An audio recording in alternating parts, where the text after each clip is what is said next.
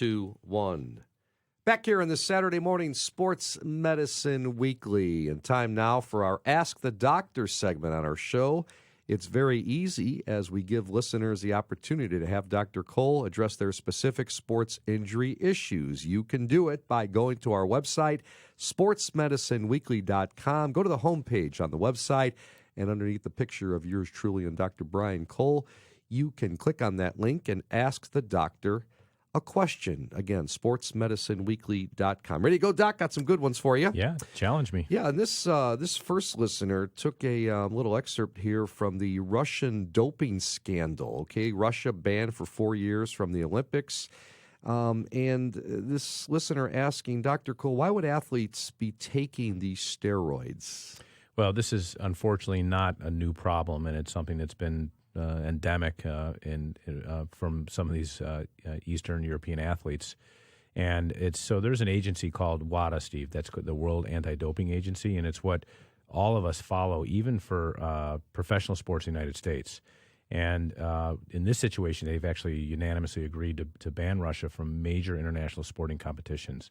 And most notably, the time frame is the Olympics and the World Cup. So that's 4 years due to these doping allegations, and they believe they have enough data. And so in this, it was interesting. There was an article in the New York Times that highlighted what they were taking, and it most commonly is anabolic steroids. And these are steroids that are used to allow athletes to undergo very grueling training regimens. They allows them to compete in top form and lets them do it over successive days, just because of the risk of delayed muscle soreness and so forth. So in this case, there were 3 anabolic steroids, the classic steroids that we hear about, from baseball and so forth historically.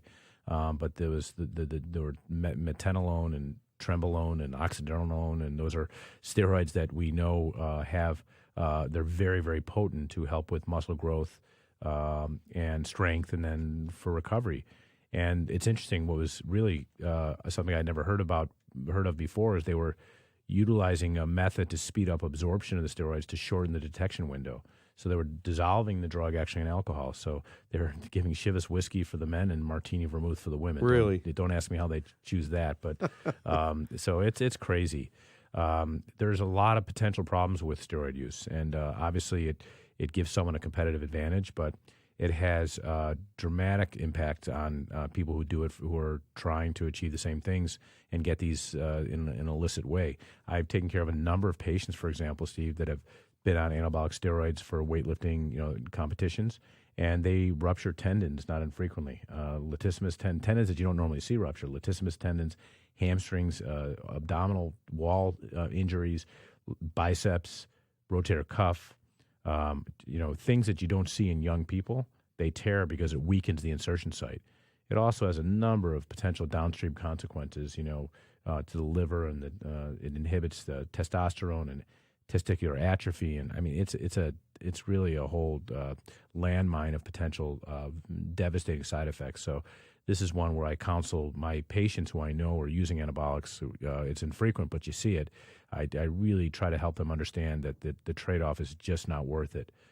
So in this case, clearly not worth it, given the fact that they're going to be banned as an entire country for 4 years from both the Olympics and the World Cup. I like to see it because the message has to be spoken, right? Yep. No, everyone really should be a level playing field. All right, let's move on. Next question for our Ask the Doctor segment, and this one's for Dr. Cole again. I'm a soccer player eager to return to the game after ACL reconstruction. I have worked with a great physical therapist, but I'm nervous, Dr. Cole, about re-injury when I start to play again. How soon can I start soccer-specific training after surgery, and is there a specific test to see if I am ready to go back to playing? Yeah, this is a great question because, when I first went into practice 23 years ago, we would look at an athlete and say, hey, you're 6 months out, you can go back to play, which is crazy. There was nothing objective about it.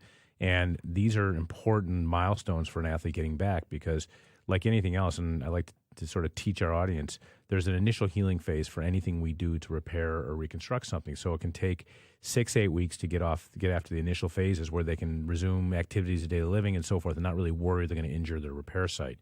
But then it requires remodeling in this case for an anterior cruciate ligament reconstruction.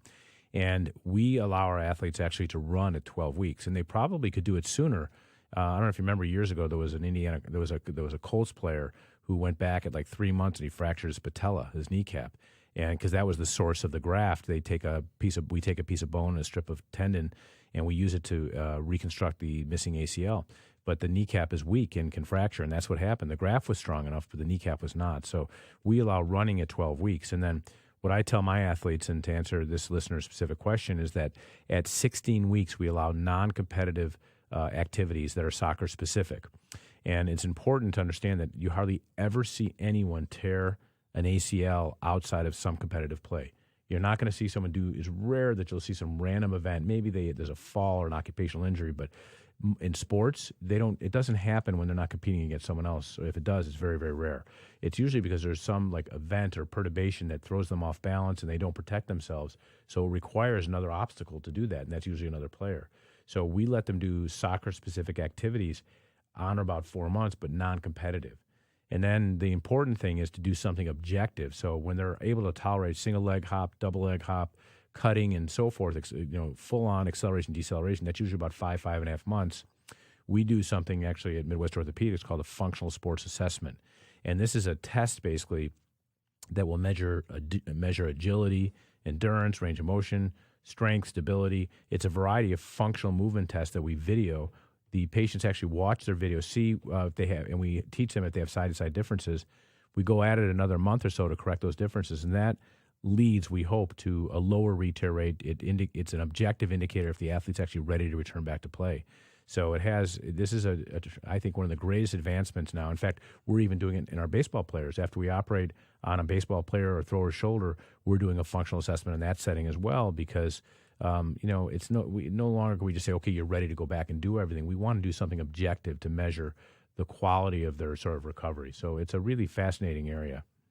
Good stuff. Again, this is Steve Kashul, Dr. Brian Cole. It's Sports Medicine Weekly on this Saturday morning. Our website, sportsmedicineweekly.com, where you can ask the doctor a question via our homepage. Got another one for you, Doc. Here's one. Do broken bones always require surgery? Yeah, another great question, and it's hard to generalize, but I'll tell you the answer is no. There are a number of fractures, for example, that are not displaced. They're very small, and the forces are not extreme for daily living, and you can do protection to allow them to heal. Typically, that happens in 6 to 8 weeks. Alternatively, displaced fractures that are sort of out of position, weight-bearing bones, the thigh, the hip, the tibia, the fibula, things like that are displaced, they don't tolerate loads, protection's hard, and those often get fixed. And there are some fractures that we make decisions based upon certain parameters, like the clavicle. The collarbone and the clavicle is one that we used to treat non-operatively. Now we know surgery can shorten the duration of the problem and predictably get an athlete back.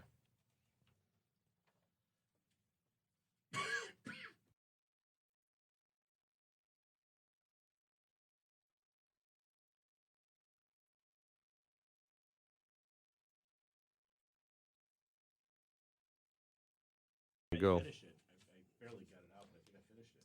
Shane, all right, all right, he stopped at about 8 minutes, Shane. Go ahead and close it out. Say goodbye then? Close out the episode, yeah. Okay.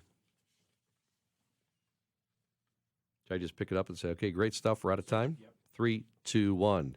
Okay, Dr. Cole, great stuff as usual, and we are out of time. By the way, net proceeds from our show, Sports Medicine Weekly, go to support orthopedic research at Rush through the liveactivenow.org fund. Our producer, Shane Reardon. Our coordinating producer, as always, Tracy Toro. Also want to thank David Cole for managing our website, sportsmedicineweekly.com, and our business operations. Then we thank Samantha Smith from Midwest Orthopedics at Rush. For Dr. Brian Cole, I'm Steve Kashul saying so long. Thanks for listening to Sports Medicine Weekly. And coming up next on The Score, early odds with Joe Ostrowski. Be back next week with another edition of Sports Medicine Weekly, only on 670 The Score.